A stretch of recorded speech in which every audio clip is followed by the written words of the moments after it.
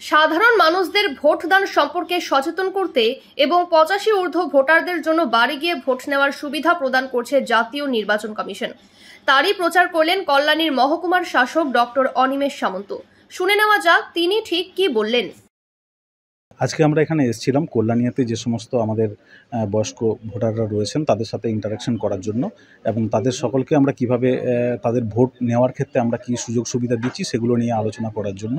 তো এখানে অনেক প্রবীণ ভোটাররা রয়েছেন যারা 85+ রয়েছেন, তাদের ক্ষেত্রে তারা অনেকেই আমাদের কাছে পোস্টাল ব্যালটে ভোট দেওয়ার জন্য তারা আবেদন জানিয়েছেন এবং যাদের বয়স 80-র নিচে তাদের জন্য আমরা ভোট কেন্দ্রে তাদের ভোট দেওয়ার জন্য কি ব্যবস্থা রাখছি এগুলো নিয়ে আমরা আলোচনা করেছি এবং তারা প্রত্যেকেই অত্যন্ত উৎসাহী তারা এই যে লোকসভা নির্বাচন তাতে ভোটদানের জন্য।